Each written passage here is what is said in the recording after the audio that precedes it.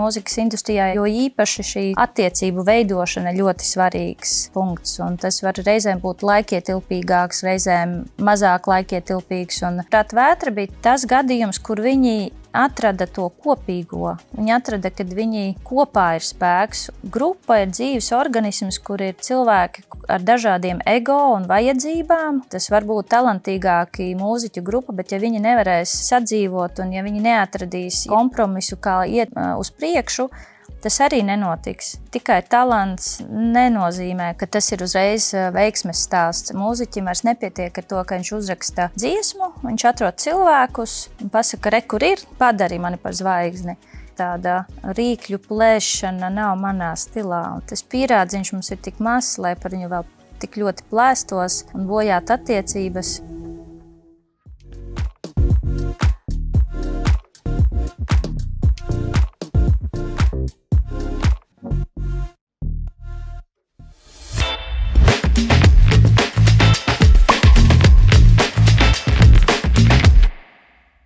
Esiet sveicināti, jūs skatāties raidījumu Izlaušanās ar Gunda Grozi.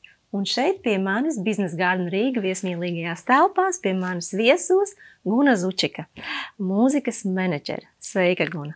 Sveicināti, paldies par uzaicinājumu. Paldies, ka atradi laiku ierasties. Un es tev uzreiz gribu jautāt, ko nozīmē izlausties mūzikas industrijā mūsdienās?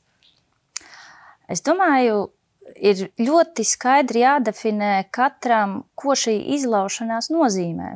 Jo mūsdienās digitālajā laikmetā tirgi ir daudz fragmentētāki visās frontēs, arī mūzikas industrijā. Un tādēļ es domāju, ka izlaušanās noteikti ir atkarīga no tā, kāds ir šis mērķis, jo kādam izlaušanās mūzikas industrijā Latvijā būs, piemēram, iegūt pirmo vietu kādā talantu šovā, kādam tas būs izpārdots palādījums, citam šī izlaušanās nozīmēs arēna Rīga vai kaut ko, kas notiek aktivitātes ārpus Latvijas. Un, man liekas, ir īpaši mūzikas industrijā ļoti svarīgi mūziķiem, tā teikt, uzlikt šos mērķus un uzlikt tādus pakāpeniskus un sasniedzamus mērķus, jo bieži vien, manuprāt, ir tādi, runājot arī ar mūziķiem, kad tiek jautāts, kas ir tas, ko tu gribi sasniegt, tad es gribu, lai mani klausās visi, bet tā nekad nenotiks. Līdz ar to, es teiktu, izlaušanās ir atkarīga no uzliktā mērķa. Un, Guna, tu pati esi izlauzusies, tu esi no Latgales, jā? Es pareizi saprotu? Jā, Liepna, no kurienes es nāku, ir Alūksnes novadā, kas ir Vidzemē, bet tāds senais dalījums novados, un tas ir, jā, pie Latgales pieskaitāms. Jā, un tev ir par to arī pastāstīsi nedaudz vēlāk, par to savu privāto ceļu, kā tu ielauzies Rīgā, Rīgas dzīvē, kas saistās visi ar mūziku un līdz Prāta vētrai un pasaules zvaigznēm. Bet pastāsti šodien, ko nozīmē spēlēt pēc šodienas spēles noteikumiem lielajā industrijā, kas saistās ar ārzemju tirgus iekarošanu?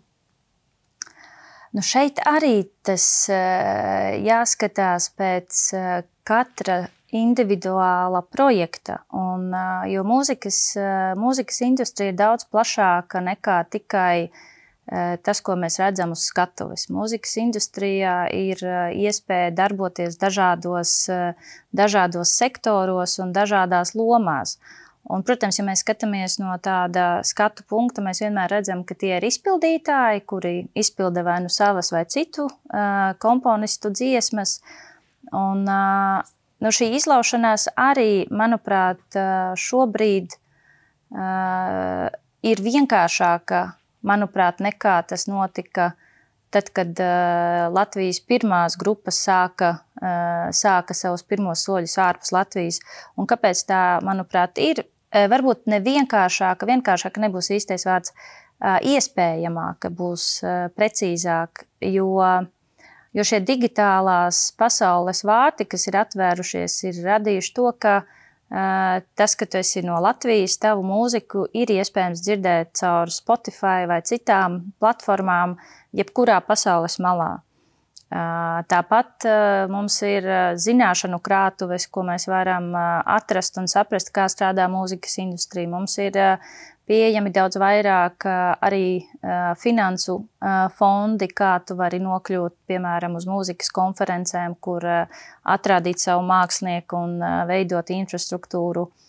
Tā izlaušanās, manuprāt, tas būs, man atkal jāatkārto, tas būs atkarīgs no tā, kādi mērķi ir uzstādīti.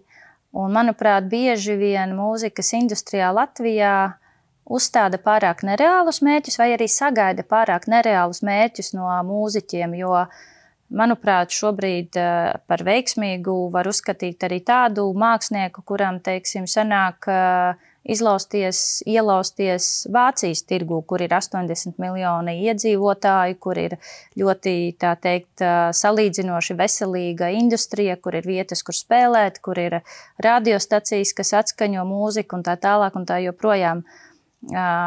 Jā, man reizēm liekas, kad visi par izlaušanos mūzikā redz tikai, nezinu, stadionu, kur Eds Šīrans vai Adele spēlē, bet ir ļoti daudz citi veidi, kā ilgspējīgu karjeru veidot arī ārpus Latvijas. Un tātad tu jau minēji, digitālais laikmets ir mainījis spēles noteikumus. Un kas tālāk atstāja šīs sekas, kas veidot pa ķēdītē visu tālāko? Nu, piemēram, es atceros lielās zvaigznes, ieskaitot Beyoncé, teica, nekad neies Instagramā, es tur nebūšu. Un tomēr viņi lauza šos principus, un faktiski šobrīd lielākā daļa lielo vārdu spēlē pēc šiem tendenču noteikumiem diktētajiem. Ja? Viņi ir spiesti darīt tos pašus mārketinga trikus kā visi, lai būtu redzami, būtu aktuāli. Kā tu redzi, kas ir interesanti, kā mainās šīs tendences šodien? Jo faktiski mainās pa sezonām gandrīz. Tā ir tā lieta, kas mūzikas industrijā vienlaicīgi ir interesanta, bet tajā pašā laikā arī ļoti izaicinoša. Ja kādreiz, ņemot vērā, ka mūzikas industrijā es strādāju diezgan krietnu laiku, līdz ar to es varu arī salīdzināt, kā tas bija veidot ierakstu vai koncertūru mārketingu, kad tika galvenais produkts, kā izdeva mūziku, bija disks, vai tanī brīdī, kad tikko parādījās iTunes ar pirmajām lejuplādēm, nākamais posms straumēšana, un šobrīd, protams, mums ir jāņem vērā tas, kas notiek TikTok pasaulē.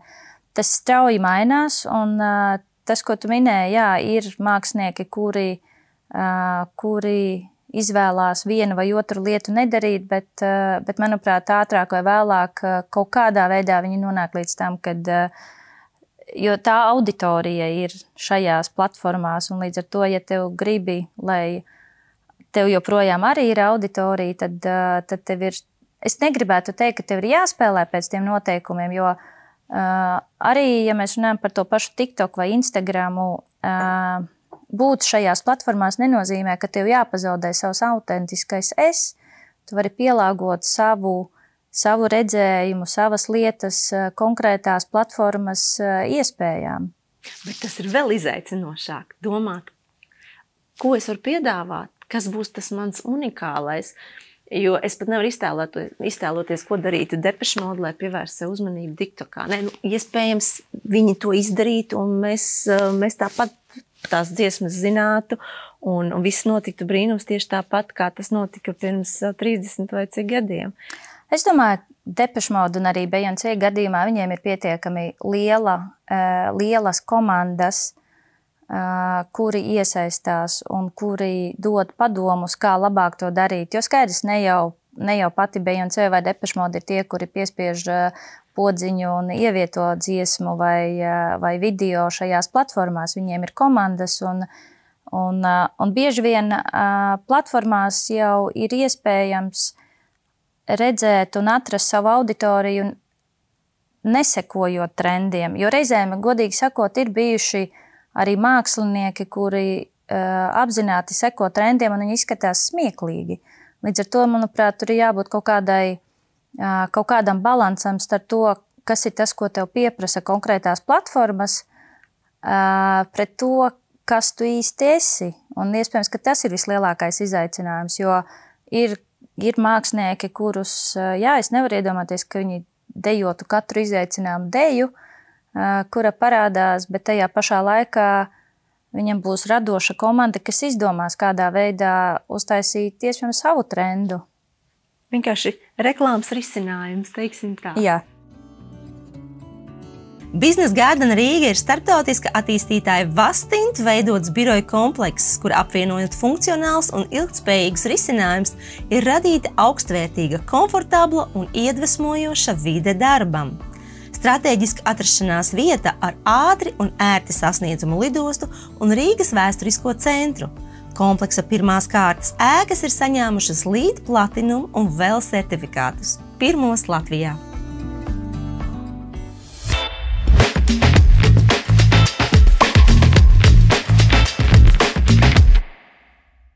Un man gribas arī tev jautāt par taviem pirmsākumiem. Tu izveidoji grupas Prāta vētra fanu klubu. Ir tāds ieraksts manā biogrāfijā. Nedaudz pakavēsimies šeit. Tas bija arī izlaušanās stāsts, jo grupa Prāta vētra, es saprotu, jau tajā brīdī bija ļoti populāra, bet nebija fanu kluba. Principā es teiktu, ka tas bija jau tāds grupas pirmsākuma vēl, jo vēl pirms oficiāli nodibināt šo fanu klubu, tajā laikā es joprojām dzīvoju Liepnā, un tajā laikā bija mikrofona aptauja, kas bija, varētu teikt, tāda līdzīgs kaut kas šobrīd ir Muzikālā banka, jo tā mikrofona aptauja arī bija Latvijas radio, kur tika balsots katru nedēļu par dziesmām, kas tiek iesniegtas šajā aptaujā. Un toreiz es jau skolā staigāju ar lapiņām un liku visiem skolas biedriem rakstīt un parakstīt lapiņas par to, ka viņi balso par Prāta vētru. Un tajā procesā aptaujas ietvaros notika arī televīzijas raidījumi, kas bija mikrofona televīzijas raidījumi Latvijas televīzijā.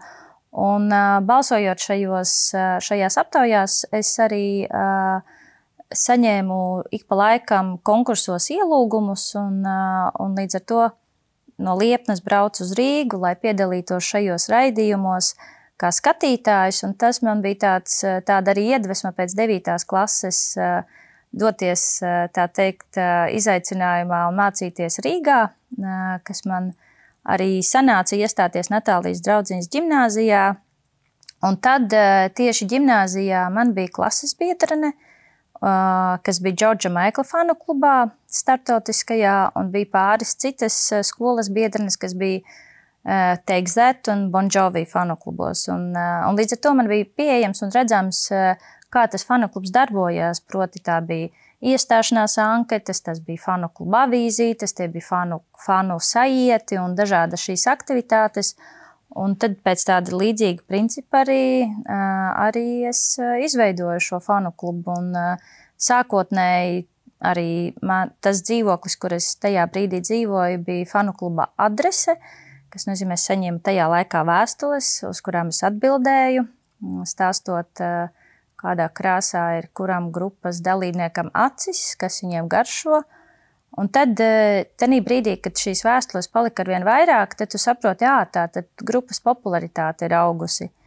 Un kaut kad īsi pēc tam arī grupas menedžments, kas jau toreiz bija izveidojies, pārņēma šo fanu klubu kā tādu oficiālu lietu, kas ir daļa no menedžmenta. Bet tas pirmsākums bija ar to, ka man bija klases biedrenes, kas varēja pastāstīt, kā šāds fanu klubs darbojās.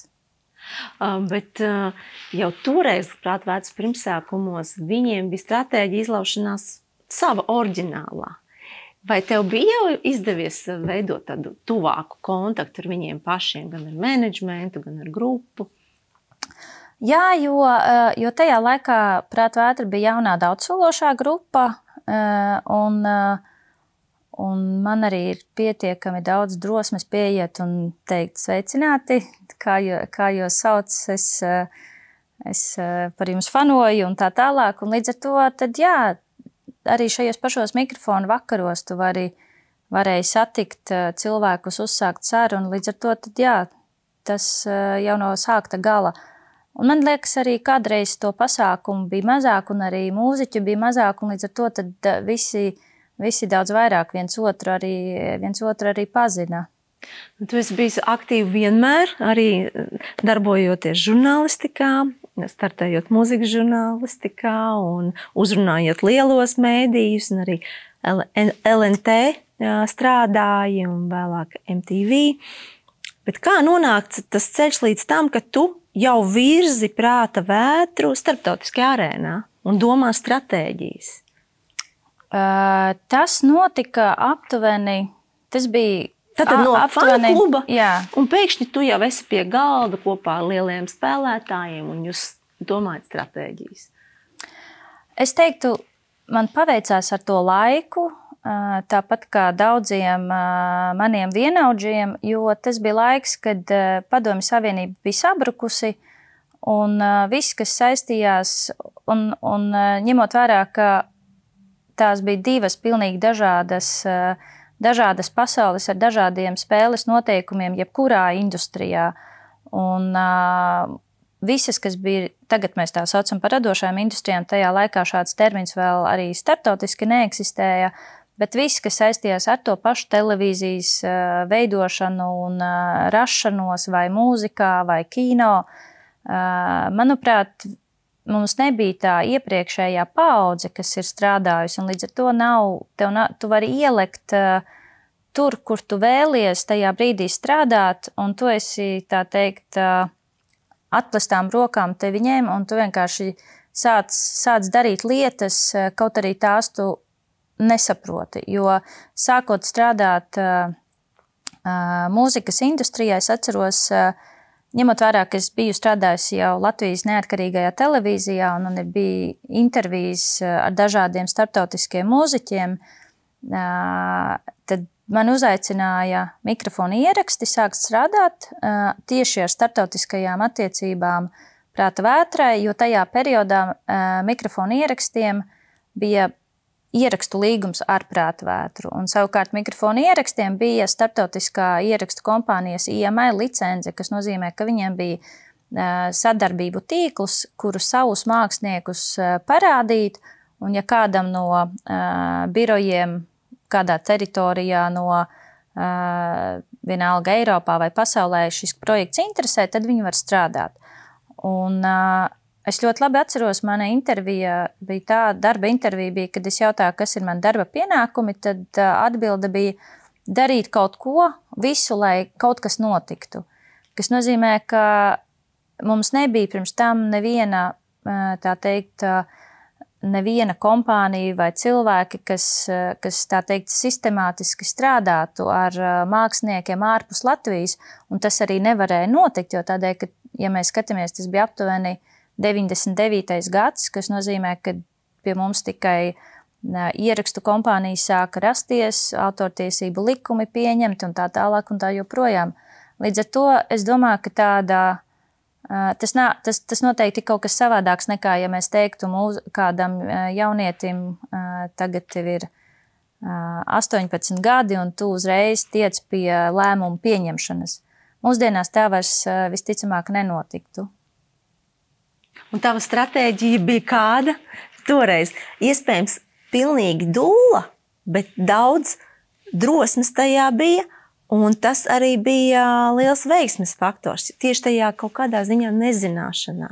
Jā, tam es piekrītu, ka ir kaut kādas lietas, kas tika izdarītas, kuras iespējams ar tādu racionālo prātu par to, kā tas noteikti varbūt arī nenotiktu, bet tajā pašā laikā es šobrīd pēc tiem 20 gadiem tāpat es zinu, kā industrija strādā šobrīd, es zinu, man ir daudz vairāk, protams, kontaktu un zināšanu par to, kā industrija starptautiski strādā, bet es tik un tā pieķeru sevi pie domas, ka es ik pa laikam šos visādus nestandarta lēmumus vai nestandarta lietas tāpat daru.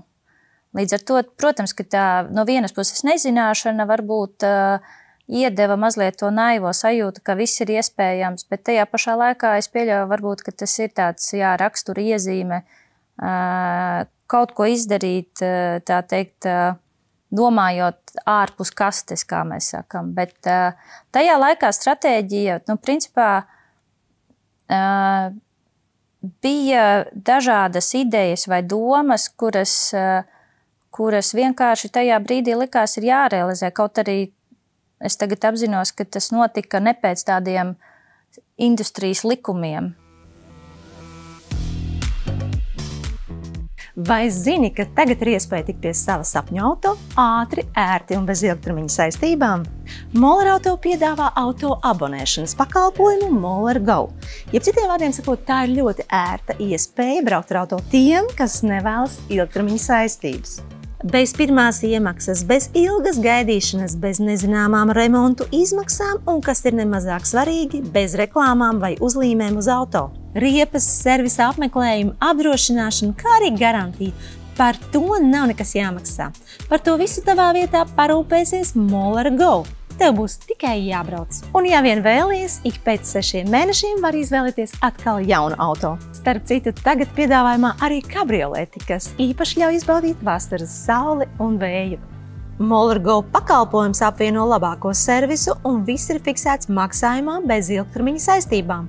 Moller Auto uzņēmumu grupas izpilddirektori Baltijā Izīda Gergena uzsver, ka neraugoties uz to, ka auto abonēšana Latvijā ir samērā jauns mobilitātes risinājums, arvien lielāka daļa cilvēku sāk to izmantot un baudīt piedāvātās priekšrocības. Turpinot Moller Go izaugsmes stāstu, pakalpojums tagad ir pieejams arī Lietuvā un Igaunijā. Padari savu ikdienu vieglāku, izbaudot lielākas ērtības un brīvību. Vairāk par pakalpojumu, kā arī pieejamos automodeļus atradīs mājaslapā mollergo.lv.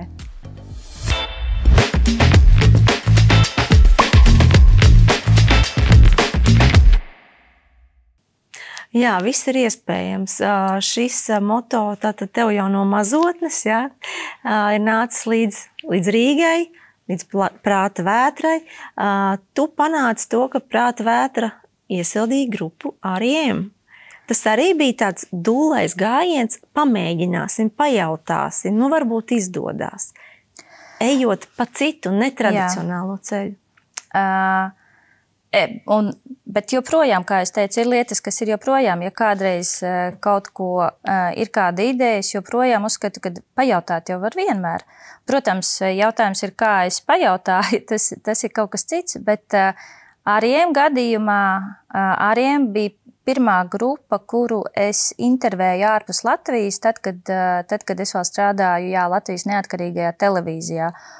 Un ņemot vērā, ka man bija 19 gadu, viena no pirmajām reizēm, kad es esmu ārpus Latvijas, jo tajā laikā šīs iespējas arī kaut kur braukt ārpus mums nebija tik pašsaprotamas. Un intervija un koncerts Stokholmā, kas atstāja ļoti lielu iespaidu un arī, protams, padarīja mani par kvēlu R.E.M. fanu, kas nozīmē, ka es pēc šīs intervijas viņus vēl biju intervējusi vismaz reizes 7, kas nozīmē, ka es laika gaitā iepazinos ar grupas menedžmentu, un tāpēc arī man bija iespēja pajautāt. Un bija ļoti interesanti šogad Tallinn Music Week, Bertis Downs, kas ir R.E.M. menedžeris, viņš bija Tallinn Music Week kā viens no vieslektoriem, stāstīja savus stāstus, un bija ļoti interesanti viņu tagad satikt, un tas, ko viņš teica, you are now all grown up, jo tajā laikā, 20 gados vienkārši sarunāt stadionu tūres iesildīšanu vienai no tā brīža lielākajiem māksliniekiem. Toreiz likās pašsaprotam, bet tagad es tik saprotu, ka, tas laikam bija kaut kas ārpus ierastā. Bet man joprojām ir šis teiciens, pajautāt jau var vienmēr. Vai šis teiciens attiecināms arī uz Glastonbury's festivālu, kur tu spēji panākt šķietam neiespējamo un uzstājās tur tautameitas? Arī Prāta vētra. Prāta vētra bija pirmā grupa, kas uzstājās Glastonbury'ē. Tas ir mans pirksts. Tas pajautāt vienmēr, bet tajā pašā laikā tad, kad kaut kādas lietas notiek, tas nozīmē, ka visticamāk attiecību veidošana ar šiem cilvēkiem ir notikusi kaut kādā ilgākā laika periodā. Un, ja mēs runājam par Glastonberiju, tad viens no industrijas cilvēkiem, kurš strādāja, tajā laikā viņš strādāja bukojot, jeb aicinot māksliniekus uz 2 skatuvēm, 2 galvenajām skatuvēm. Kopā tur ir 6 galvenās, un Martinam Elbornam bija John Peel skatuve un 2. skatuve. Un šis cilvēks ir arī mūzikas konferences Great Escape dibinātājs. Un es iepazinos ar viņu Tallinn Music Week, man jāmin atkal Tallinn Music Week, kur viņš bija uzaicināts kā viens no industrijas pārstāvjiem. Un tas bija laikā, kad arī tā bija pats sākums Tallinn Music Week, varbūt 2. vai 3. gads. Es zināju, kā viņš izskatās, es viņam biju sūtījis e-pastu par to, ka Prātu vētra tajā gadā uzstājās Tallinā, un es viņu noķēru viesnīcā pie recepcijas aiz rokas un teicu, vakarā tiekamies, un viņš teica, jā, jo tu man vienīgā uzrakstīji. Un pēc šī brauciena mēs sadraudzējāmies. Martins ir bijis Latvijā, ir bijis Pozitīvus festivālā, ir bijis ar Britu padomi semināru vadījis, un katru reizi esot ārpus Latvijas vienmēr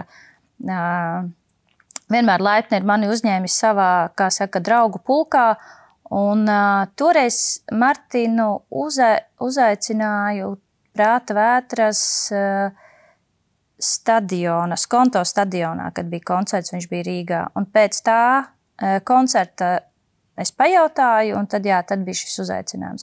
Bet tas viss industrijā šīs, kā jau daudzās industrijās, mūzikas industrijā, jo īpaši šīs attiecību veidošana ļoti svarīgs punkts. Un tas var reizēm būt laikietilpīgāks, reizēm mazāk laikietilpīgs. Un tas bija Prāta vētras stāsts, kā nokļuva Glastonberijā, un tas bija brīnišķīgs piedzīvojums.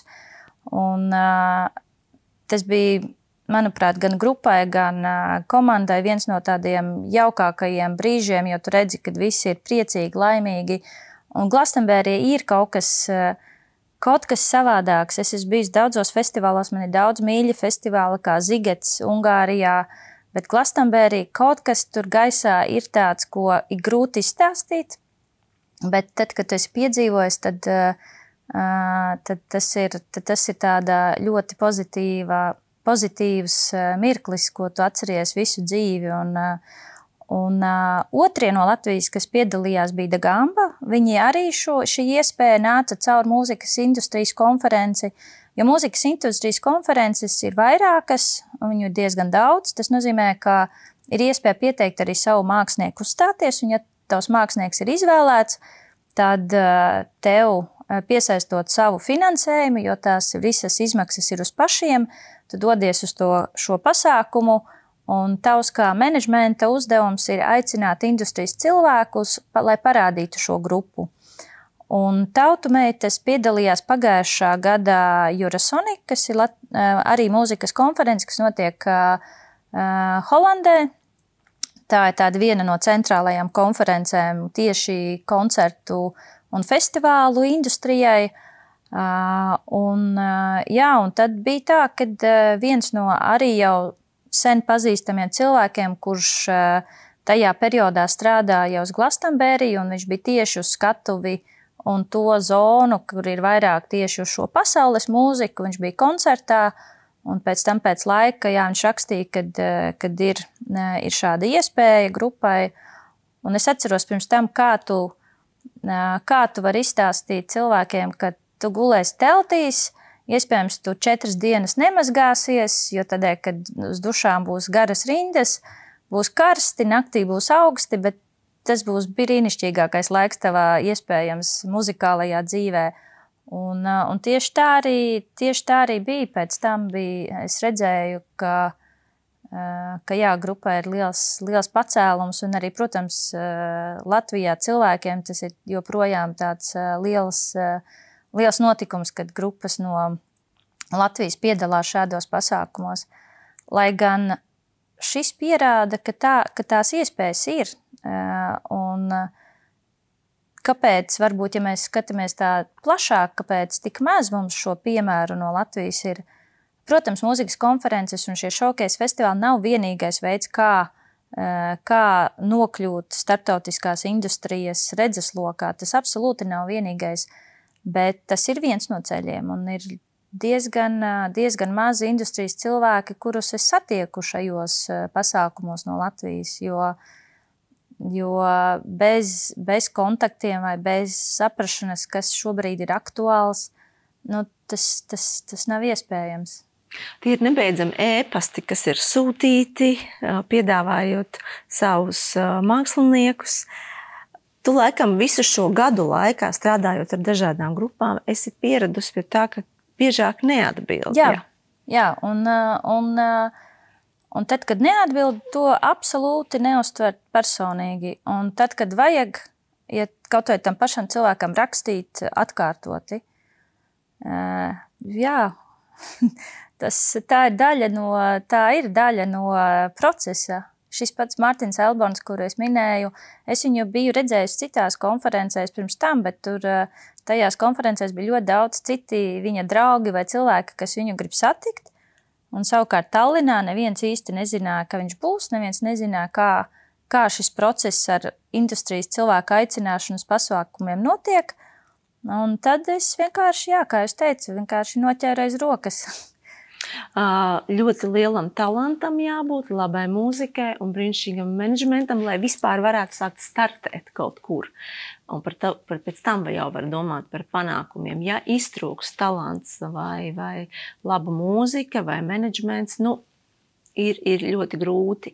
Kā tu redzi tās proporcijas starp talantu, starp dziesmām kā hītiem un menedžmenta darbu ieguldījumu? Un pa vidu vēl ir arī pašu grupas vai izpildītāju darbs, jo it īpaši mūsdienās mēs jau pieskārāmies šiem sociālajiem tīkliem. It īpaši mūsdienās mūziķim vairs nepietiek ar to, ka viņš uzraksta dziesmu, viņš atrod cilvēkus un pasaka, re, kur ir, padari mani par zvaigzni. Jo šo es esmu dzirdējusi no citiem, un to pašu es arī attiecinu, arī runājot ar saviem māksliniekiem. Tanī brīdī, kad tev ir menedžments, tas nenozīmē, ka tev būs jāstrādā mazāk, tas nozīmē, ka tev būs jāstrādā vēl vairāk. Tādēļ, kad menedžments būs tas, kurš radīs tās iespējas, kuras tev būs vairāk, bet tev arī jāstrādā būs vairāk. Un jāstrādā vairāk nenozīmē tikai radīt vairāk mūziku, bet ir daudz un dažādi šīs lietas, kas ir jādara. Un, protams, šie paši sociālie tīkli, bet arī kaut vai domāt par to, kāds ir tavs, kas tu esi, kas ir tavas vērtības, kas ir tā auditorija, kurai tu spēlē, ir daudz vairāk jāstrādā arī ārpus šīs pašas muzicēšanas. Un tas ir kaut kas tāds, ko, man liekas, reizēm mūziķi aizmirst mazlietiņu. Man šķiet, ka šobrīd tev ir jābūt arī tādam vēstījumam. Nepietiek ar to, es tevi mīlu, tu man nē. Tā ir vai tā nav? Kad ir kaut kāds tāds virsvēstījums. Visticamāk būs arī atkarīgs no tā žanra. Jo tas, ja mēs runājam arī par šo izlaušanos ārpus Latvijas, tad tie mūziķi, kuri būs vairāk tādos niša žanros saucamajos, kaut arī Latvijā viņi būs vieni no zināmākajiem, bet tādā pasaules līmenī tas joprojām būs niša žanrs, jau pieminētā Da Gama vai Tautumeitas, kas viens ir pasaules mūzika, otrs ir instrumentālā un pie tam arī atskaņojot, teiksim, cover versijas. Tur tās iespējas ir daudz vienkāršākas, daudz atvērtāka pasaule ir šiem niša žanriem, jo skaidrs, ka niša žanri visticamāk arī nespēlēs Eda Šīrana izmēra skatuves, tas arī jāsaprot. Bet sākt šo ceļu ārpus Latvijas niša žanriem ir daudz vienkāršāku, jo tur tā konkurence, ja tu esi pasaules mūzikas mākslinieks, protams, ka tev ir jābūt kvalitatīvam, bet tajā pašā laikā Latvijas tautas mūzikas pārstāvi tā nesalīdzinās ar Spānijas vai Portugāles pasaules mūzikas pārstāvjiem vienkārši sapratīs, ka tas ir kaut kas atšķirīgs, kaut kas savādāks, tas ir jūsu valsts pārstāvniecība, tā ir mūsējā, bet savukārt, ja tas ir tādā popmūzikā, vai tas ir tāpat indie pop vai rock, tur tu konkurē ar visiem, pilnīgi visiem, kas ir šajā žanrā, pilnīgi visās teritorijās. Lai tu strādātu ar konkrēto mūziķu vai mūziķu grupu, tev taču ir svarīgi, lai tev pašai ļoti patīk šī mūzika, nevis vienkārši, lai tu redzi, ka te strateģiski varētu būt panākumi. Jā, protams, ka tas ir tāds, man liekas, tas ir tāds pašsaprotama lieta. Tam nav jābūt, protams, pēc 20 vairāk gadus strādājot, tam nav jābūt tādam fanātiskajam patikšanai vai tur, nezinu, visām dziesmām, visos koncertos dziedāt līdzi. Tas arī, protams, jau ar laiku liekas mazliet smieklīgi, ja tā darītu, bet šeit patikšanai, protams, jābūt. Bet arī mūzika nebūs vienīgais, kāpēc tu gribi ar kādu sadarboties. Ir jāskatās arī tas, ka man kā uzņēmumam ir, manai kompānijai Every Little Thing, mums ir kaut kādi mūsu iekšējie kārtības noteikumi vai mūsu vērtības, kā mēs strādājam, ko mēs gribam panākt. Un tam ir jāsakrīt arī ar mūziķa vērtībām un pamatlietām. Jo tikai tas, kad ir, šis labi skan, tas nenozīmē, ka izdosies sadarbība. Tur ir daudz, bet tas būs, es domāju, tāpat kā jebkurā citā darba vietā, kad tas, ka kaut kas ir foršs, nenozīmē, ka uzreiz šī sadarbība izveidosies. Tur ir daudz vairāk fundamentālām lietām jāsakrīt, lai tas veiksmīgi turpinātos. Zīmols Ahmad piedāvā vairāk nekā 100 dažādu veidu tējas. Katrai gaumei un noskaņai. Atdarināt grūti, atkārtot neiespējami. Tā ir īstā angļu tēja Ahmad.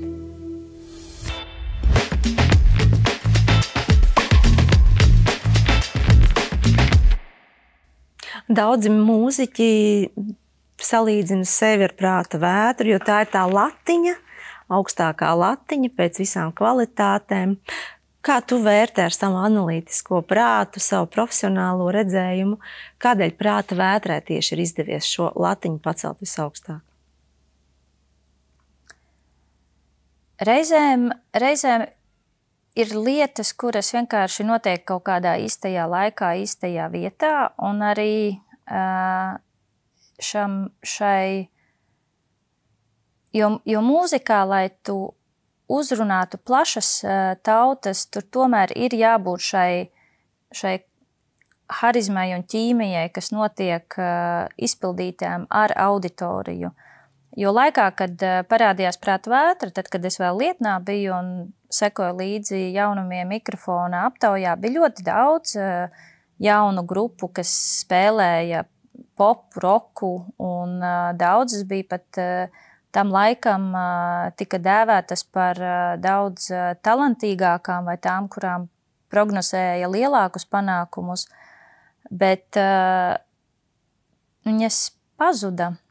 Bet viens no iemesliem, kāpēc šobrīd tīri arī runājot līdzi, domāju atbildi, jo viena no lietām arī ir tā, ka grupa kopā, viņiem bija mērķis kopīgs, jo grupa ir dzīves organisms, kur ir cilvēki ar dažādiem ego un vajadzībām, un arī šī gadījumā tas var būt talantīgāki mūziķu grupa, bet ja viņi nevarēs sadzīvot, un ja viņi nesapratīs, kā atrast kompromisu, kā iet uz priekšu, tas arī nenotiks. Tikai talants nenozīmē, ka tas būs, ka tas ir uzreiz veiksmes stāsts. Reizēm gan toreiz, gan arī tagad, man liekas, ļoti bieži mūziķi paši savas iespējas, tā teikt, nevis palaiž garām, bet iznīcina, ja tā varētu teikt. Un prāta vētra bija, es domāju, ka tas gadījums, kur viņi atrada to kopīgo, viņi atrada, kad viņi kopā ir spēks un atrada kompromisus un joprojām to izdara. Un tas ir, manuprāt, viens liels panākumu atslēga. Un ko tu esi paņēmusi no tā laika, no Prāta vētras laika un šīs menedžmenta pieredzes jau dibinot savu uzņēmumu, kādus principus vai tādus tā kā likumus, ko tu liec arī pamatā savai darbībai šodien? Noteikti ir ļoti grūti tā izvērtēt, jo ņemot vērā, ka šī mana šobrīd šis laiks īstenībā ir diezgan arī tāds īpašs, jo pavisam drīz 6. augustā manai kompānijai būs 9 gadi, un tieši tāpat kā cilvēku dzimšanas dienās, tāpat arī kompāniju dzimšanas dienās ir tas laiks, kad izvērtēt, paskatīties, kas ir izdarīts, ko tālāk darīt un tā tālāk, kas nozīmē, ka jā, šie ir tie 9 gadi arī kopš es esmu prom no Prāta vētras, un tā kā es minēju faktu, ka es sāku kā Prāta vētras fans, pēc tam pievienojos ļoti ātri viņu komandai, tad, protams, kad ir pat grūti tā teikt atdalīt kaut kādas lietas, ko es esmu paņēmusi vai nepaņēmusi, vai arī, jo ir daudzas lietas, ko es tajā visā izveidoju arī un biju daļa no tā, kā tās lietas darbojas. Un protams, kad ir daudzas tādas lietas, ko es pat neapzinos, ka es esmu paņēmusi līdzi, jo tādēļ, ka tas posms principā ir bijis, tie ir bijuši kaut kādi 15 gadi, kas ir joprojām vairāk nekā es esmu ārpus no grupas, bet es pieļauju, ka tas, ko es arī minēju par to grupas kā kopuma sajūtu, es domāju, ka tas ir tāds, ko man reizēm pēc tam arī strādājot ar citiem māksliniekiem, man bija pārsteigums, ka tā nav, jo man pieredze ir bijusi strādājot ar grupām, kur ir demokrātija, kur mēs viens par visiem, visi par vienu, un pēc tam tikai sākot paplašināties, es sāku saprast, ka ir arī savādāki modeļi. Līdz ar to tas ir tāds arī interesanti redzēt kādi vēl citi darbības modeļi grupās ir. Vispār, es nezinu, varbūt tas ir no kaut kādiem mēdījiem vai no pašu mūziķu intervijām radies priekšstats, ka mūzikas industrijas lielie spēlētāji ir tādas niknas haizivis, mazliet pat tādas, protams, uz naudu orientētas, bet arī nežēlīgas diezgan, pāriet cilvēcīgam. Tu nesagaidi no lielas mūzikas izdevniecības, piemēram, kādu tur cilvēcību, man tāds priekšstats radies. Tu esi ļoti citādāk, tu esi empātiska, draudzīga, iejūtīga. Kā tu vari šajā haizivju un tajā okeānā spēlēt pēc tiem noteikumiem? Paldies! Īstenībā, kas ir ļoti interesanti, kaut kad arī fotogrāfs Antons Korbīns, kas arī ir viens no tādiem mazajiem brīnumiem gan manā, gan Prāta vētras dzīvē, jo Antons arī piegāja klāt un paprasīja, vai viņš ir Antons, un viņš teica jā, un tā sākās skaista draudzība ne tikai man ar Antonu, bet arī tas rezultējis Prāta vētras brīnišķīgās bildēs. Viņš kaut kad bija minējis tieši to, kad adresējot uz mani tieši šo cilvēcīgumu, kurš industrijā esot reti. Tas ir tas, ko arī Antons, kurš pazīst un ir sadarbojies ar starptautisko industriju. Laikam man ir grūti atbildēt, jo tā pašam par sevi ir mazliet no malas grūti atbildēt, bet man liekas, kāpēc ir izdevies saglabāt. Es pieļauju, ka tādēļ es arī vācu apkārt cilvēkus, kas ir līdzīgi. Es nerunāju par to, ka viņi būs līdzīgi ar līdzīgām zināšanām, tur kā reizi vajag ar dažādām zināšanām, lai tas pulkstenis ritētu, bet varbūt ar to līdzīgu pieeju, jo man tāda rīkļu plēšana nav manā stilā, un es no tā laikam izvairos, un otra lieta ir, man liekas, tādā Latvijas mērogā, ja mēs skatāmies, tad tas, kā saka, mēs esam tik neliels tirgus un mūzikas industrija ir tik maza, kad īsti plēsties es neredzu par ko. Un, acīm redzot, man laikam ir svarīgi, kad arī tie, kas ir apkārt, ar ko es piesaistu, gan kā grupas, ar ko mēs strādājam, vai izpildītāji, kā arī darbinieki, kad ir kad šis cilvēcīgais nepazūd. Jo, kā saka, tas pierādziņš mums ir tik mazs, lai par viņu vēl tik ļoti plēstos un bojāt attiecības un arī nervus. Mūzikas industrijā ir tas skaistākais tas, ka brīnums var notikt jebkurā brīdī. Jebkurā brīdī var atnākt kāds e-pasts, kāds tevi ir pamanījis. Jebkurā brīdī tu pēkšņi kādā topā var būt pirmajā vietā. Un viss var mainīties vienā dienā, kā teikt, es pamodos slavens. Cik ļoti tu tam tici, ka patiešām tas var mainīties vienā dienā, vai jau ar savu esošo pieredzi tu gribi teikt, ka tik vienkārši nemaz nav? Tik vienkārši noteikti nemaz nav, bet tie brīnumiņi notiek, jo šobrīd mums, tā teikt, jaunākais pienesums no māksliniekiem mūsu kompānijā ir jaunā grupa Jūt, un mēs pirmo dziesmu sākotnēji domājām pieteikt Supernovai, bet vairāk nevis ar mērķi uzreiz startēt Eirovīzijai, bet kā labu platformu. Un šo dziesmu nepaņēma. Kas ir ok, jo tādēļ, kad, kā jau es minēju, tas mērķis bija vairāk vienkārši izmantot to kā jauku platformu, kur atrādīt jaunu projektu. Bet tad, kad dziesma tika izdota, manuprāt, martā, šobrīd šī dziesma ir bijusi Latvijas radiostaciju atskaņotākā latviešu dziesma, manuprāt, vismaz 5 nedēļas. Un muzikālajā bankā vismaz 3 nedēļas pirmajā vietā. Un tas ir tas brīnumainais, ka tu jo tas, kā es redzu, tu izdari visu maksimālo no savas puses, ko tu vari, bet pēc tam jau ļoti daudz, kas ir atkarīgs gan no, teiksim, radio cilvēkiem, no auditorijas, un tas ir tas, ko tu nevari paredzēt, un tad ir tas brīnums. Tu sagatavojies pēc iespējas labāk, un tad tu vienkārši skaties, kas notiek, un reaģē. Un jā, šīs grupas Jūt dziesma tuvu bija pēdējā laika tāds brīnumiņš, kad tu uzreiz ar pirmo dziesmu vari nokļūt pirmajā vietā, apsteidzot tā brīža izdotās visas dziesmas. Tas bija tāds pārsteigums.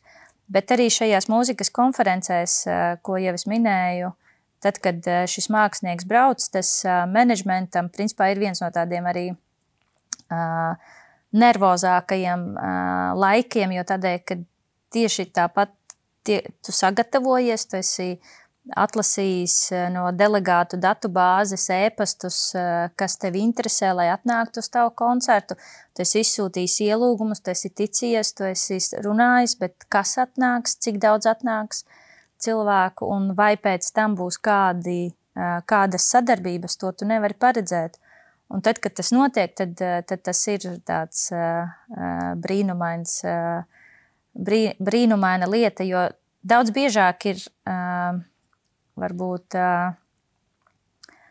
nesarūktinājumi, bet tas, ka tu varbūt gaidi, ka atnāks kāds no cilvēkiem un viņš neatnāk. Un tad, kad tas saslēdzās un notiek, tas ir kaut kas tāds ļoti, ļoti patīkams, jā. Cilvēkiem ar lieliem mērķiem un intensīvu ikdienas slodzi noteikti jāpievērš uzmanība saviem ikdienas ieradumiem. Par to vairāk pastāstīs izaugsmes kočs Inga Laugale. Ja runājam par lieliem mērķiem un plāniem, tad noteikti cilvēkiem, ar kuriem ir šie lielie mērķi un plāni, viņiem ir ļoti liels, arī tāds lielāks risks, negribu teikt ļoti liels, bet lielāks risks tieši uz izdegšanu.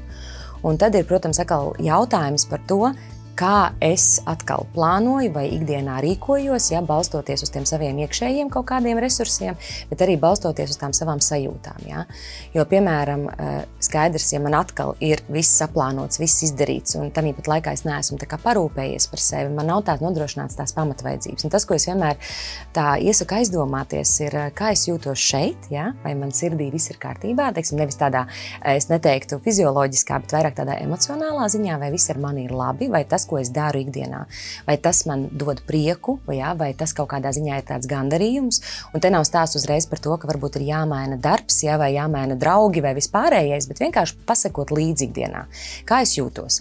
Otrs ir, protams, miegs, tātad vai es laicīgi aizēju gulēt, kā es aizēju gulēt, vai man ir vēl šis ekrāns, kurā es cenšos vēl kaut ko samanidžēt un izdarīt, jo, protams, ja mēs esam ļoti aizņemti un vērsti uz mērķiem, mēs gribam, mums ir šis multitaskings. Bet veltīt kaut kādu laiku tiešām tādam prātam, sirdī, garam, paskatīties, kas ar mums notiek.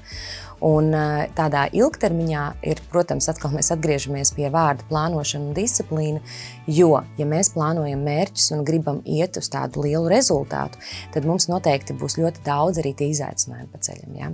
Kādā mirklī būs izaicinājums kaut ko, pārlikt, būs kaut kādi ārējie stresori, kas visu laiku mēs no rīta jau tagad, teiksim, šeit tiekoties, jau esam saskārušies pa ceļam, satiksme, kāds negrib vilkt kurpes, varbūt kādam ir kaut kādi citi pusauģu, kaut kādi izaicinājumi, vēl kaut kas mums, varbūt ģimenē kaut kas ir, tie visi ir stresi, bet ja mēs nespējam, mums nav varbūt šī emocionālā inteliģence tik attīstīt, mēs tās emocijas, kas ar mums notiek, nespējam nolasīt, un arī tās pretējās emocijas mums bieži vien var gadīties tā, ka mēs kaut kādā mirklī jau esam izdeguši, tādā izdeguši jau ejot uz darbu. Tad jautājums ir, kā tad mēs tajā ikdienā funkcionējam, ja mēs jau no rīta jau esam jau tādā vieglā stresa situācijā.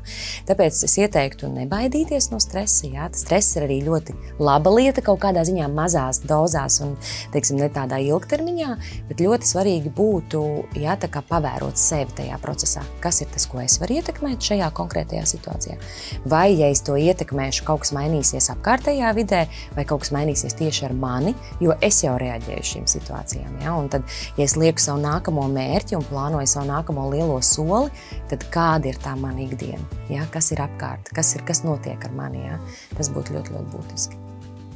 Skandināvu zīmols Livol plašāk klāstā piedāvā vitamīnus un minerālvielas veselības stiprināšanai kā bērniem, tā pieaugušajiem. Livol produkti ir balstīti uz holistisku pieeju jūsu ķermeņa veselībai un stiprināšanai. Holistiskā pieeja skatās uz cilvēka veselību kā kopumu un ņemot vērā katra cilvēka vajadzības un dzīvesveidu. Nepieciešamību pēc dažādiem vitamīniem un minerālvielām nosaka cilvēka dzimums, vecums, fiziskās aktivitātes, ēšanas paradumi, iedzimtība un citi faktori. Vairāk par Livol produktiem uzzināsiet mājaslapā livol.lv.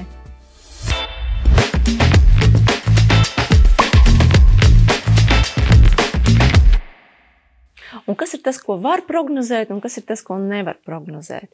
Jo, teiksim, ja es kā neprofesionāls paskatītos uz piedāvājumu, man šķistu, tas ir tik daudz talantīgu cilvēku. Bet beigās tie, kas skan radiostacijās, ir sevišķi starptautiskajā tirgu, tie nav nemaz tik daudz, it sevišķi kā jaunās zvaigznes, kuri tiek kā filmu mūzikāli pieaicināti un kļūst jau par tādiem absolūti komerciāli superstāriem. Kas nosaka šos faktorus?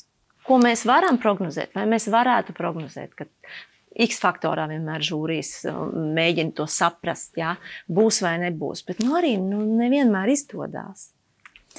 Bet tu jau minēji šīs radiostacijas un šos, protams, radiostacijas ir 24 stundās ir noteikts skaits dziesmu, cik var atskaņot, bet atkal šīs digitālās iespējas ir radījušas to, ka daudz vairāk mūzika tiek izdota un daudz vairāk tev ir iespējams sasniegt auditoriju arī ar citiem ceļiem, citiem mērķiem, bet arī tajās pašās radiostaciju gadījumā, piemēram, Vācijā, uz kuru teritorija, kur Carnival Youth atkārtot ir braukusi ar koncertiem un mēs esam strādājuši, ņemot vērā, ka tas ir šis lielais tirgus ar 80 miljoniem iedzīvotāju, viņiem būs 200, 300, 400 radiostacijas, kuras būs, dažas būs lielākas, dažas būs mazākas. Būs šie speciālisti, jeb īpašās indiju radiostacijas, un līdz ar to tu vari nokļūt tādās un prognozēt. Tādēļ, tas darbs pirms tā dziesma iznāk, ir jau ieguldīts diezgan darbs un ir kaut kādas lietas, ko tu jau zini. Un tādēļ ir viens no tādiem arī priekšnoteikumiem, kas ir mūziķiem, ar ko mēs strādājam, īpaši ar tiem, ar kuriem ir potenciāls strādāt ārpus Latvijas. Mums ir ļoti svarīgs šis laicīgums un tas, ka Un laicīgums tādā ziņā, kad, piemēram, grupas strādā pie šī sava ieraksta, gadu pusotru, un tad viņi iedot menedžmentam vai ierakstu kompānijam bez maz vai gaida, kad pēc nedēļas 2 iznāks un viss notiks. Bet mums jau arī ir vajadzīgs tas laiks, lai mēs runātu ar sadarbības partneriem katrā teritorijā, saprastu, kur šī dziesma varētu skanēt, lai digitālie izplatītāji, kuri strādā ar Spotify un citām platformām, varētu saviem kolēģiem nosūtīt un pičot dziesmu, lai varbūt iekļauj playlistēs. Tāpat arī daudz dažādi PR cilvēki, ar ko ir jāstrādā katrā teritorijā. Un tas ir kaut kas, tas laicīgums ir viena no panākuma atslēgām. Un ļoti bieži, ja skatās starptautiskus māksliniekus, tad arī tāpēc, ka, viens no mūziķiem nopublicē vāciņu albumam, kurš iznāks, pēc pusgada, kas nozīmē, ka viņam jau vairāk vai mazāk, viņam un viņa komandai skaidrs, kāds ir šis albums, kas ir tie ceļi, un arī, jo vairāk laika tiek iedots šiem menedžmentam vai ierakstu kompānijai, jo vairāk mēs varam izdarīt, un arī bieži vien jau ir tā, kad ir kaut kāds viena stratēģija, ko tu izdomā, bet laika gaitā tā mainās, tev ir jāpielāgojas. Tā arī ir viena no tādām īpašībām cilvēkiem, kas grib strādāt mūzikas industrijā, ka tev ir jāveido stratēģijas, bet tajā pašā laikā tev ir jābūt ļoti ātri reaģējošam, tad, kad tu saproti, ka tev ir jāmaina kaut kādi virzieni vai Karneval jūs piedalījās arī Eurosonic konferencē. Mums bija jau pāris sadarbības partneri ārpus Latvijas, un pēc konferences šie sadarbības partneri man teica, man ir piedāvājums ar koncertiem Beļģijā, Slovenijā un vēl pāris teritorijās. Un tad tas, ko es daru, es skatos, kas varētu būt šīs mārketinga un PR komandas tajos reģionos, ar ko mēs varam strādāt. Pirms konferences īsti, kamēr tu nenoliec to produktu vai to grupu potenciālo sadarbības partneru priekšā, ir grūti paredzēt. Un mums šeit Latvijā sēžot un noklausoties dziesmu, kas iznākus, var šķist, šitā varbūt Spānijā derēs. Un klausās Spānijas cilvēku, un viņiem ne silts, ne augsts. Un izrādās, ka tas der, piemēram, Zviedrijā. Un tās ir tās lietas, kuras pirms tam nevar paredzēt, bet tev ir, tā teikt, jāiet līdzi tam, kur tev šīs komandas veidojās un kur tā auditorija veidojās. Mūsdienās, protams, ļoti, ļoti daudzas industrijas, arī mūzikas industrija strādā ar datiem. Reizēm varbūt pat dati pārņem vairāk nekā tā mūzika, bet principā tas, kas ir iespējams, katram ir iespējams ieiet savos Spotify mākslinieka kontos un redzēt, cik klausītāji kurā teritorijā ir. Kas nozīmē, ka man šobrīd klausās Polijā, un tad tu sāc strādāt uz Poliju un meklēt, kur tā auditorija ir un kā viņu, tā teikt, audzēt vēl lielāku. Tāpat ļoti, ļoti daudz dati ir pieejami, kurus gudri izmantojot, arī var atrast tos ceļus un tās stratēģijas. Bet tās ir jaunās zināšanas, faktiski.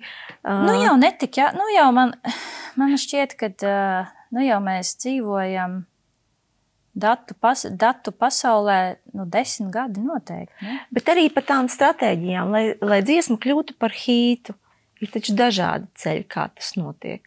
Kāds tev tur ieliek filmās, kaut kur tas aiziet kā TikTok trends, tad kāds tev kaut kur ieliek vēl, dokumentālajā filmā. Tajās filmās tā ir vēl viena no industrijas darbiem, kā tas notiek, un tas saucās sinhronizēšana, mūzikas sinhronizēšana, un ir atsevišķi sync aģentūras, jo nokļūt pie šiem music supervisor, jeb cilvēkiem, kas reāli strādā ar filmām vai traileriem vai seriāliem, nemaz nav tik vienkārši, jo tas ir viens no tādiem veidiem, kā mūzikas industrija mūsdienās pelna naudu no mūzikas izmantošanas filmās, seriālos, reklāmās.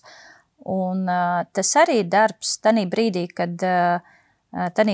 šī dziesma ir gatava un tad ir sadarbības partneri, kas strādā vai nu ierakstu kompānijā, vai publishing kompānijā, vai sync aģentūrā, un viņi ir tie, kas piedāvā šo dziesmu, ja viņi redz, ka, jo šie mūzikas supervizori būs arī tie, kuriem ir zināms, kāda veida projekti šobrīd notiek, kāda mūzika ir nepieciešama, un viņi tad arī strādā ar šiem cilvēkiem, kas izvēlās mūziku.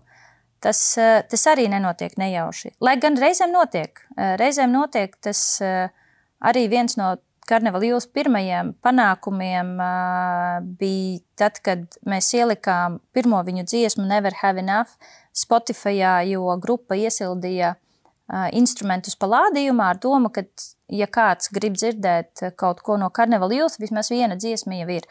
Un šo dziesmu atrada aģentūra Dānijā un piedāvāja reklāmu šo dziesmu ievietot Carlsberg bezalkoholiskajā alus reklāmā. Un tādā veidā grupa principā tika pie pirmajiem tādiem lielākiem ienākumiem, kas nosedza ceļu un izmaksas uz vienu no mūzikas konferencēm un pie pirmā datora grupas vajadzībām. Un šis notika tādēļ, ka cilvēks meklē Spotifyā konkrēta tipa mūziku, un viņš vienkārši uzgāja. Tas bija ļoti patīkams ēpasts, ko tu saņēmi, jā? Šis piedāvā. Jā, tas bija arī mūsu sadarbības ar Carnival Youth sākums, jo viņi bija ierakstījuši jau mūziku savā mēģinājuma telpā, un tad, ņemot vērā, ka, jā, es biju prātvētras menedžmentā strādāju, un Renārs palūdza, vai es nevaru pakonsultēt grupu par autortiesībām, blakustiesībām, un tad viņiem atnāca šis ēpasts, lai palīdzu sakārtot, un tā tas arī sākās. Un kā tu vērtē Eirovīziju kā platformu, lai parādītu sevi? Arī nav viennozīmīga atbilde, jo no vienas puses tev jāpielāgojās formātam, no otras puses milzīgi skatuve, kas izaicina vairāk nekā jebkas iespējams. Es domāju, ka tā pielāgošanās arī tāda īsti, jo daudzi mūziķi, kuri ir veiksmīgi izmantojuši šo platformu, nemaz nav pielāgojušies, jo, ja mēs skatāmies, protams, pēdējo laiku, un varbūt ABBA vēl blakus stāv, bet Maneskin kā šo piemēru, tad viņi arī ir grupa, kas uzstājās kā grupas, tā teikt, dzīvās grupas formāts, kas nav īsti Eirovīzijas formāts, un viņi uzvarēja. Un, manuprāt, Eirovīzijas viens no lielākajiem tādiem veiksmes stāstiem, kuru cilvēki pat ir aizmirsuši, ka šī dziesma un meitene piedalījās Eirovīzijā, bija armēņu izpildītāja, viņa dziesma bija Snap, Rozalina, manuprāt, saucās. Viņa pie tam, ja nemaldos, palika 21. vietā vai kaut kas tāds. Viņa nebija augšgalā, bet pēc Eirovīzijas ierakstu kompānija, acīm redzot, ar ko viņa strādā, vai arī no jauna, kas piedāvāja līgumu, viņa ir šobrīd, es esmu redzējis viņu visos Amerikas vadošajos TV šovos uzstājamies, un līdz ar to viņa ir izmantojusi šo platformu brīnišķīgi. Eirovīzijai auditorija ir viennozīmīgi ļoti liela. Jautājums ir reizēm par to, vai mākslinieki, kas aizbrauc, ir gatavi. Un ar vārdu gatavs, es domāju, gan šajā mūzikas industrijas infrastruktūras sakarā, jo ja tu aizbrauc un tev nav pārstāvju, kas strādā uz to, jo arī pieminētais Maneskin, viņiem jau bija gan ierakstu kompānija, gan koncerta aģenti, viņi uzvarēja un viņi uzreiz varēja pa saviem kanāliem izmantot to, kad visur viņi bija redzami. Bez industrijas Eirovīzijā, bez šīs infrastruktūras māksliniekam īsti nav ko darīt, manuprāt, jo tev ir jārēģē uzreiz pēc konkursa un ātri. Un otrs ir reizē, man liekas, jo tā ir milzīga skatu, un mēs esam redzējuši gan Latvijas mūziķus, gan varbūt arī citus, kuri aizbrauc un izskatās no malas, ka viņi ir nobijušies. Jo tas ir, jo mums kā mazā tirgū tik liela izmēra TV šovi, viņi nav iespējami, viņi nav. Bet kāpēc citās valstīs varbūt ir pārliecinošāk, jo es arī esmu bijusi ar prāt vētru X faktorā Polijā, kur viņi uzstājās kā viesi. Kaut vai Polijas rīta šovs ir ar daudz lielāku produkšanu, bet tas tāpēc, ka ir lielie tirgi. Un bez šīs lielo tirgu pieredzes arī reizēm izskatās, kad ir mazliet no tās lielās skatuves mazliet sabīstās. Tādēļ Eirovīzija ir brīnišķīga platforma, ja tu zini, kā to izmantot, un tu esi gatavs, un tev ir gan infrastruktūra, ar ko tu strādā, gan tev ir mērķis, ko tu no tā gribi paņemt. Atvainojiet, ser. Ser, es gribētu lūgt jūsu meitas roku. Baidos, mans draugs, ka tas nav iespējams. Viņas roka ir aizņemta ar tās sīti visgardākās tējas un ņemot vērā mūsu jaunās augļu tēju kolekcijas daudzveidību. Tik drīz tā arī neatbrīvosies. Augļu tēju kolekcija Ahmatī. Vienmēr jauna, ikreiz nevainojama.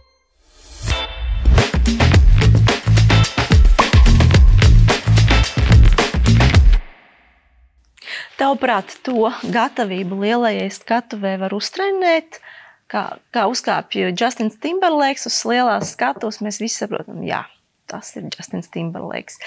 To var uztrenēt vai lielā mērā tas kods tev ir iekšā? Bez pieredzes noteikti nevar, jo ļoti daudzi mākslinieki, par kuriem mēs runājam, kā lielo skatuju mākslinieki, man tagad prātā nāk, piemēram, Lady Gaga. Viņa jau ir izmalusies, pirms viņa nonāca līdz tai lielai skatuvei. Šajos lielajās valstīs viņa izmaļās pa šiem mazajiem klubiņiem ļoti daudz un ļoti ilgi. Es domāju, ka pieredze ir vajadzīga. Protams, varbūt visādi brīnumbērni, kuri uzreiz uziet un nav nobijušies ne no kā, bet pieredze, manuprāt, dod to, ka tu zini, kas tas ir. Bet tas tāpat kā, nezinu, muskuļus mums arī visu laiku jātrenē, lai paliktu tonusā. Līdz ar to tad pieredze noteikti ir vajadzīga. Un kas ir tie stāsti mūzikas industrijā, kas tev pašu pārsteidz, iedvesmo, ka tu saproti, te ir kā filmā, bet tas notiek dzīvē? Es domāju, ka man vairāk šobrīd jau ir tā, ka es vairāk iedvesmojos nevis no mūziķu, bet no mūzikas industrijas cilvēku stāstiem. Šajās mūzikas konferencēs parasti pa dienu, kad ir dažādi paneļu diskusijas un dažādi semināri, parasti būs arī industrijas cilvēki, kurus intervēs. Tie būs tādi iedvesmu stāsti. Un Laikam tas ir tas, kas iedvesmo, un es esmu vairākos tādos bijusi, un tu aizēji, un tu dzirdi tos stāstus, kā viņi ir cīnījušies industrijā, un laikam tas šobrīd, jo tādēļ, ka, protams, es strādāju ar mūziķiem, bet mana profesija ir menedžments, un tās ir divas dažādas lietas.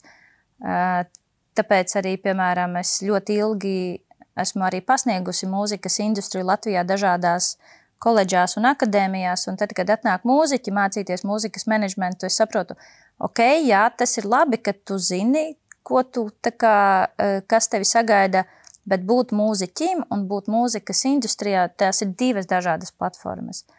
Un tāpēc, jā, laikam šobrīd es vairāk iedvesmojos arī no tieši tiem industrijas stāstiem.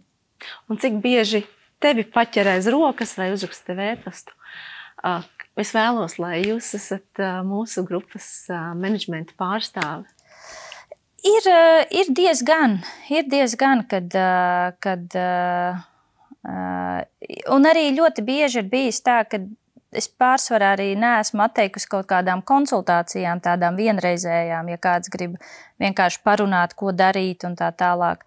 Tas ir bijis diezgan, bet tas, ko es esmu sapratusi arī, ir, protams, šobrīd Every Little Thing pārstāv vairākus mūziķus, un tas nav, kā saka, vienas grupas menedžments, bet kā mūzikas kompānija, bet tajā pašā laikā es saprotu, ka man ir jānovērtē arī vienkārši tie resursi, kas mums ir, jo laika resursi, jo ļoti daudzas lietas prasa vienkārši tik daudz laika, lai sakārtotu, lai saliktu, Un šajā menedžmenta pusē ir daudz un dažādas nianses, kas ir jāsakārto, kurām jāseko līdzi. Līdz ar to tad ir jāskatās vienmēr līdzi, lai mēs nepaņemam arī pa daudz un nevaram izpildīt. Jā, Latvijas mūzikas industrija arī aug un attīstās, un tagad kopā ar dombiedriem esat izlēmuši veidot jaunu mūzikas balvu, kas būs Gamma.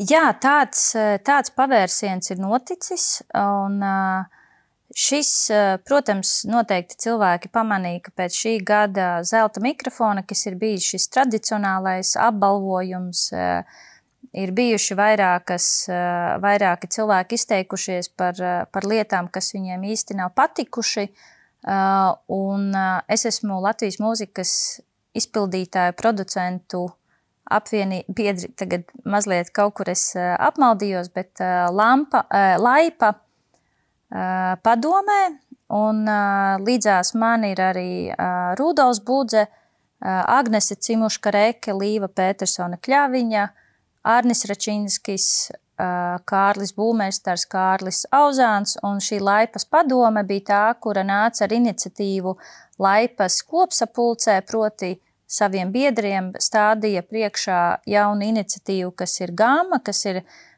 plānota kā mūzikas balva, ar atšķirīgu pieeju nekā jau zelta mikrofons, gan tajā, kas tiek vērtēts, kā tiek vērtēts, kas ir šie lēmēji, kā tas notiek. Un šobrīd ir darbs runājot ar pārējām industrijas apvienībām. Mums bija tikšanās ar Laipa pārstāv izpildītājus un producentus. Mēs tikāmies ar Aku, kas pārstāv autorus, un gan mūzikas, gan teksta autorus, tāpat arī ar citām mūzikas apvienībām par šo iesaisti un par šādas jaunas balvas, kas būtu domāta, tā teikt, industrijai, mūziķiem, tā teikt. Tā kā sekojiet līdzi. Sekosim noteikti. Paldies tev par šo brīnišķīgo sarunu. Es domāju, tu esi katra mūziķa sapnis iegūt šādu menedžmentu savā aizmugurē, jo tā ir liela drošība, un es zinu, ka tavā kabatā ir arī daudz jautājumu, kuriem tev nav jāuztraucas, tu vari uzdot tos jebkuram, kuru tu satiksi, ja tu zini, ka šis cilvēks tev varētu būt noderīgs ceļā uz panākumiem. Jā, un arī tāpēc, ka man ir bijuši daudzi cilvēki, kas ir palīdzējuši, jo es sākotnēji esmu bijis autodidakts, kurš vienkārši tāpat kā tie, kas sāka manā laikā, mēs vienkārši mācījāmies ejot, un līdz ar to man ir bijuši brīnišķīgi cilvēki, kas man palīdzējuši ārpus Latvijas ar padomu, un tādēļ iespējams, ka man ir šobrīd arī tā sajūta, ja man kāds prasa, tad tas ir tāds mans padot tālāk. Aha, skaidrs, jā. Un gribu tev teikt paldies arī no sevis ar grāmatu, kas ir autors Deivs Grols, sarakstījis grāmatu Stāstnieks. Brīnišķīgi. Jā, es domāju, tavā iedvesmai noteikti noderēs. Tieši domāju, mēs runājam paldies par iedvesmām. Es domāju, ka šis cilvēks arī daudz ko dzīvē ir izdzīvojis, un daudzi akmeņi ceļā bijuši, lai sniegtu iedvesmu. Paldies! Un tev arī saku paldies ar mūsu atbalstītāju Ahmed Teju, zelta tējas izlasi. Super, harmonija. Jā, šo es nesīšu uz biroju, lai tad gan kolēģiem, gan mūziķiem, ar ko mēs strādājam, būs ko sapulcēs dzert. Paldies tev, Guna, brīnišķīgi. Un paldies Business Garden Rīga par viesmīlīgajām telpām. Skatītāji, paldies, ka bijāt kopā ar mums. Tiekamies jau atkal pavisam drīz. Visu labu!